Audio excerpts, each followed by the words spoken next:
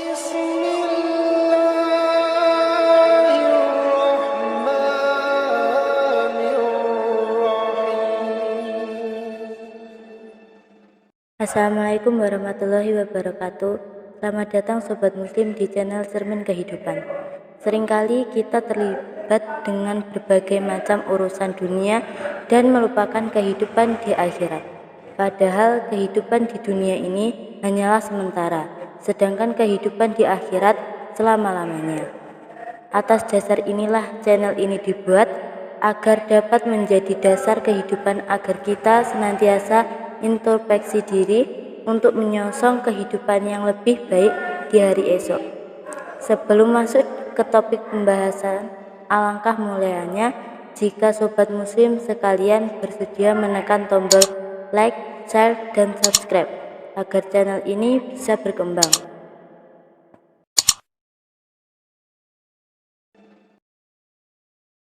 Hari ini kami akan membahas tentang kisah awal mula Nabi Isa dianggap Tuhan yang akan dibahas oleh Ustadz Khalid Basalamah. Ibnu Qayyim rahimahullah mengatakan, lanjutan bahasan kita, banyak kalangan salaf yang berkata, setelah mereka meninggal orang-orang pun sering mendatangi kuburan mereka lalu membuat patung-patung mereka. Kemudian setelah masa demi masa berlalu, akhirnya disembahlah patung-patung tersebut. Ini maksudnya penjabaran daripada tafsir tadi Al-Quran itu, ayat sebelumnya yang sudah kita baca. Tadi kita sedang membahas tafsir surah Nuh ayat 23 ya. Jadi awal-awalnya dibuat patung-patung, sampai akhirnya di kuburannya mulai dibuat patungnya dengan alasan syaitan bisikan supaya tidak lupa mukanya ya. Lalu kemudian mulailah berjalan waktu, lama-lama orang jadi sembah ya. Sembah itu berarti, sembah artinya kalau kita bilang iyyaka na'budu, hanya kepadamu kami menyembah. Sembah itu tunduk, patuh, cinta ya. Itu semua makna-makna sembah. Jadi akhirnya berlebihan pada benda-benda mati seperti ini. Diriwayatkan dari Umar radhiyallahu anhu bahwasanya Rasulullah sallallahu alaihi wasallam bersabda dalam hadis Bukhari Muslim, "La tatruni kama atratin nasara ibn Maryam, innama ana abdun faqulu abdullahi wa rasuluh." Jangan pernah kalian berlebihan dalam memujiku sebagaimana orang-orang Nasrani telah berlebihan memuji Isa putra Maryam. Aku hanyalah seorang hamba, maka katakanlah hamba Allah dan Rasulnya ya. Jadi Nabi Isa itu dulu alaihissalam, kaumnya awal menganggap dia nabi, manusia biasa. Awalnya Hawariyun, sahabat-sahabatnya dulu begitu.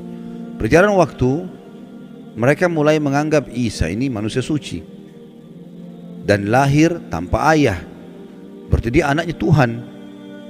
Mulai pindah ke situ, namanya gulu, berlebihan. Akhirnya memposisikan Nabi Isa alaihissalam bukan lagi pada posisinya sebagai utusan Allah saja, tapi sudah luar biasa, sampai pada tingkat yang menganggap Isa dan ibunya Maryam alaihissalam adalah Tuhan. Awalnya tidak, tapi lama-lama ke situ.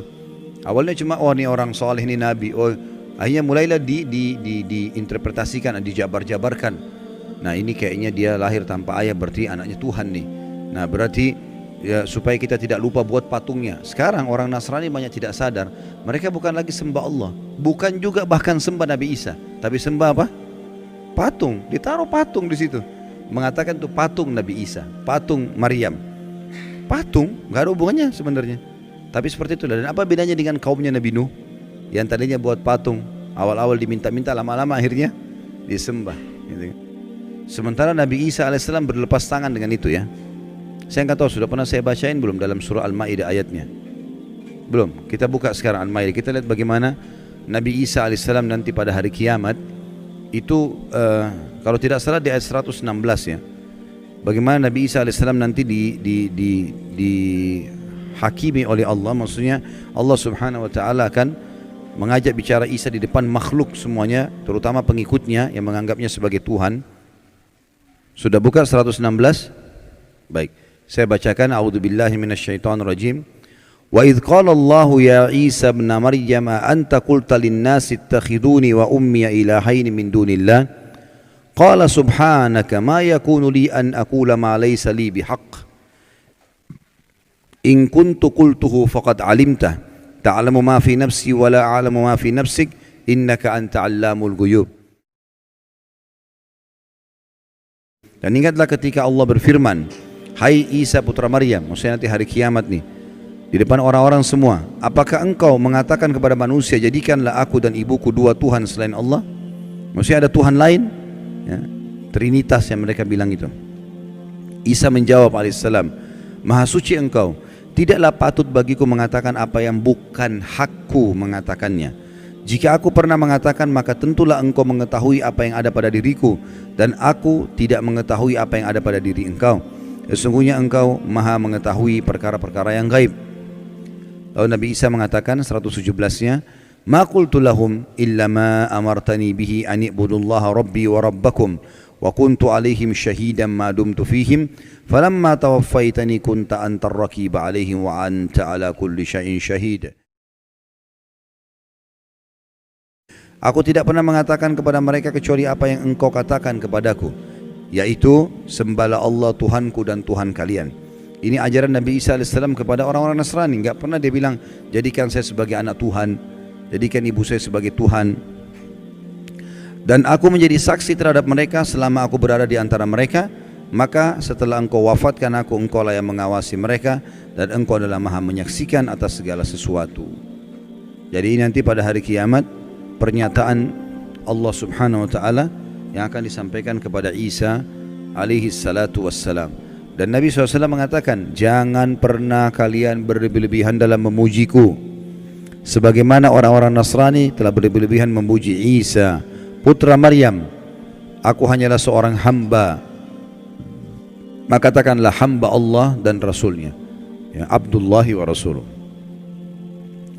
Juga sabda Nabi SAW di dalam hadis riwayat Imam Ahmad, Tirmidzi, Ibnu Majah dari Ibnu Abbas radhiyallahu anhuma, bahwasanya Rasulullah SAW bersabda, iyyakum wal gulu fa innama ahlaka man kana qablakumul gulu. Jauhilah oleh kalian sikap berlebihan, karena sungguhnya sikap berlebihan itu yang telah menghancurkan umat-umat sebelum kalian. Jadi ini akan membinasakan, karena kalau ada orang, ada dosa-dosa, ada dua macam Bapak Ibu sekalian, ya. Ada dosa syahwat, dosa yang diikuti dengan hawa nafsu, kayak zina, riba, ya, mencuri. Ini orang yang melakukannya tahu kalau dia salah. Semua orang tahu salah. Mukul orang, gunjing, ambil barang orang lain, dia tahu dirinya salah. Jadi lebih mudah taubat. Tapi yang masalah dosa kedua, namanya dosa syubhat. Syubhat semua dalam hidupnya. Dia pikir dirinya ibadah padahal selagi salah. Ini bahaya sekali. Orang nggak tahu masuk dalam syirik, masuk dalam bid'ah. Dia pikir dirinya ibadah, padahal sebenarnya salah. Diingatkan, Rasulullah tidak pernah contohkan, nggak apa-apa. Loh kok nggak apa-apa ini? Gimana caranya nggak apa-apa? Nabimu tidak pernah contohin, nggak apa-apa? Gimana? Sahabat nggak pernah contohin, nggak apa-apa? Ini bahaya sekali, ini resikonya besar, ya. Seakan-akan orang mengatakan, kalau Rasulullah SAW masih hidup, tidak apa-apa ya Rasulullah, saya kerjain nih. Walaupun anda belum ajarkan. Kira-kira kalau dia bilang begitu depan Nabi, diapain sama Nabi itu? Pasti dia dihardikin. Tidak boleh. Gimana caranya? Ya. Para sahabat saja tidak ada yang berani itu. Ada yang pernah bilang, kan ada beberapa sahabat yang melakukan perbuatan Nabi gak pernah contohkan. Jangan lupa loh, waktu itu wahyu masih turun. Dan ada dalam sunnah-sunnah Nabi ada namanya kauliyah, perkataan, ada fi'liyah, ada perbuatan, ada takririyah, persetujuan Nabi. Kalau sesuai dengan wahyu, Nabi enggak tegur, Nabi biarin aja. Kalau dilarang, Nabi larang. Karena wahyu lagi proses turun. Kalau sekarang Nabi SAW sudah meninggal, agama Islam sudah sempurna, gitu kan? Untuk apa kita mengatakan boleh kita tambah-tambah? Kan jadi masalah. Syubhat jadi dia. Dia pikir dirinya ibadah padahal lagi salah. Kan ini jadi masalah ini. Habis waktunya bertahun-tahun dalam hal-hal yang tidak ada gunanya, gitu kan? Orang jaga kuburan, di situ dipakai kesyirikan. Orang minta-minta pada jenazah, dianggap dirinya ibadah. Duit ambil dari situ, hidup dari situ, ini kan masalah ini. Jadi banyak orang subhanallah tidak sadar padahal dia masuk dalam dosa syubhat. Dan ini lebih bahaya karena orangnya susah taubat. Dianggap dirinya benar soalnya. Ini masalah ini, ya. Mudah-mudahan Allah selamatkan kita dari situ.